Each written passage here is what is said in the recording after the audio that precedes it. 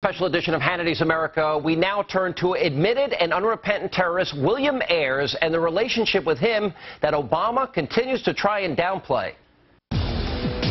In the 1970s, a notorious organization called the Weather Underground was one of America's most radical groups of terrorists.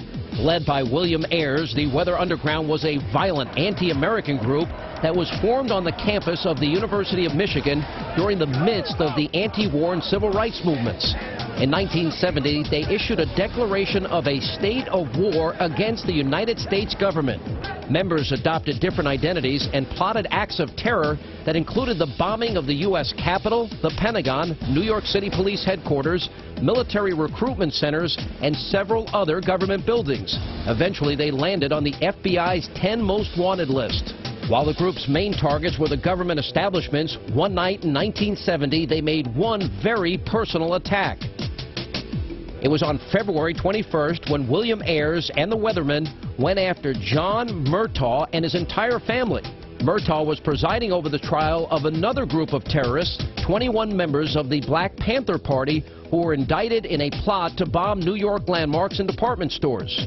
February 21st, 1970. I had just turned 9 about 2 months earlier. It was pre-trial, jury selection. About 2 o'clock in the morning, our entire family, 4 of us, actually 5 of us, my sister, my brother, my parents, were awakened to 3 firebombs, carefully placed, 2 at the front entrance of the house, 1 by the back door underneath the tank of the family car. And by the way, the morning after, when the sunlight comes out, 3 sentences are revealed: blood red graffiti on the sidewalk, free the Panther 21, the Viet Cong have won, and kill the pigs. That's right.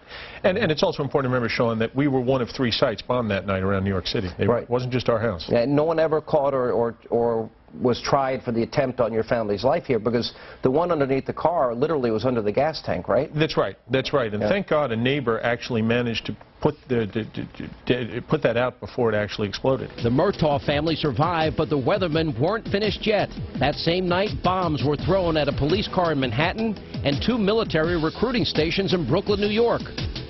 Over the years, many members would turn and leave the group.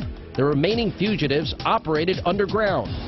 While on the run, William Ayers married fellow Weatherman terrorist Bernadine Dorn. In 1981, the two finally turned themselves in and were tried but not convicted because of prosecutorial misconduct. After the trial, Ayers and his wife tried to integrate back into society, and he went back to school, began teaching, and was also, quote, a community leader. It was his position as a, quote, community leader that would lead Ayers and Barack Obama to cross paths. It was in 1995 that Ayers and his wife hosted a political coming-out party at their Chicago home for a young Barack Obama. As you can now imagine, though, Obama is now downplaying his association with his radical friends.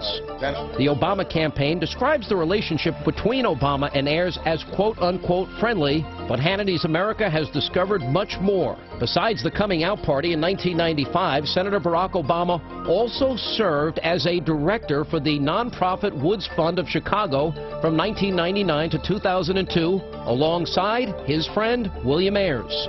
In addition, both Ayers and Obama have also appeared together at various public speaking engagements. In 2002, they spoke together at a forum in Chicago, sponsored in part by the University of Illinois, titled Intellectuals, Who Needs Them?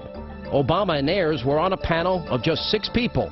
It would seem that they are a little bit more than just, quote, friendly, but Obama continues to hedge and weave over this relationship. In April, during a primary debate, George Stephanopoulos asked Senator Obama about these ties. Can you explain that relationship for the voters and explain to Democrats why it won't be a problem? George, but this is an example of what I'm talking about. This is a guy who lives in my neighborhood, who's a professor of English in Chicago, who I know and who I have not received some official endorsement from. He's not somebody who I exchange ideas from on a regular basis. And the notion that somehow, as a consequence of me knowing somebody who engaged in detestable acts 40 years ago when I was 8 years old, somehow reflects on me and my values doesn't make much sense, George. But as Obama tries to downplay their relationship and distance himself from the unrepentant terrorists, we cannot forget this past that he's trying to bury. We also must remember that Obama and Ayers do have a history together. And Ayers still refuses to apologize for his horrific acts of terror. In fact, of all days, September 11, 2001, the very day the United States was attacked by Muslim extremists, Ayers told the New York Times, quote, "I don't regret setting bombs. I feel we didn't do enough," unquote. When asked if he would do it all over again, he said, quote, "I don't want to discount the possibility." So it looks like we just have another case of Obama and his radical friends and their history of radicalism. And joining us now is Larry Krathwohl. Larry, welcome to Hannity's America. Thanks for being with us. Glad to be here. A phenomenal story. For a year, you infiltrated the Weather Underground. You know and knew personally Bernardine Dorn and Bill Ayers. You began working for the FBI. You even moved into the home of the Weather Underground, right? And that included Bill Ayers. You lived with him. Yes, I did. For a year. Tell us about that time.